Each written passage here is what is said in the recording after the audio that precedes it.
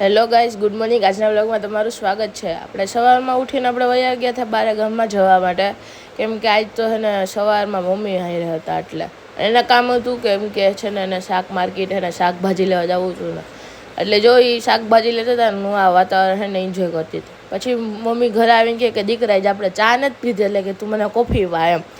હવે મેં કીધું લ્યો એકવાર સારી કોફી હું બને તો આ બધાને બહુ કોફી ભાવ માંડી, એટલે આપણે જો પહેલાં મમ્મીની કોફી બનાવી લીધી, એને કંઈક અલગ રીતની કોફી પીવી હતી, એટલે જો હમણાંમાં દૂધ કોફી બરફ નાખી દીધો અને પછી આપણે એમાં છે ને કંઈક અલગ જ નાખશું, જોજો તમે આગળ. એટલે કે કોફીને પીવી હતી મમ્મીને સારી રીતે, પણ મેં કીધું લાવવાને આપણે કંઈક અલગ રીતે બનાવી, વળી આ કોફી ભાવે તો પછી બીજી વાર એમ કે આવડી આ કોફી બનાવજો એમ. પછી રસોડામાં મમ્મી આવીને કહેવા માંડ્યા કે કેટલીક વાર લાવો ને કોફી, અને મેં કીધું ભાઈ વાર લાગ્યો. પછી જો એમાં આપણે છે ને લોટી ચોખ્ખું નાખી દીધું, કેમ કે મમ્મીને છે ને બહુ ભાવે ને, એટલે મેં કીધું લ્યો મમ્મી આ તમારી કોફી થઈ ગઈ રહ્યા. મમ્મી એક તારી કોફી, મેં કીધું મારી કોફી હું મારી મેળે બીજી રીતે બનાવીશ. એટલે પછી જો મેં મારી કોફી એને બનાવવાનું ચાલુ કરી દીધું. એમાંય આપણે કંઈક અલગ રીતે કોફી બનાવશું, એટલે એમાં જ આપણે બરફ નાખી દીધો થોડોક, અને એને દૂધ નાખ્યું, અને દૂધ નાખીને પછી આપણે છે ને ઓલી વિપ્ડ કરેલી કોફી હતી એની જ આપણે વાપરવાના હતા. આ લીવડી છે ને આપણે છે ને કોફી નાખી દીધી. જો મેં આમાં છે ને કોફી થોડીક ઓછી નાખી હે, કેમ કે મને થોડીક ઓછી કોફી હતી ને એવી જ ભાવતી હતી.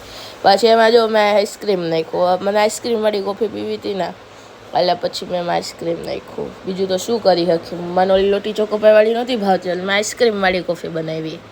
A few moments later.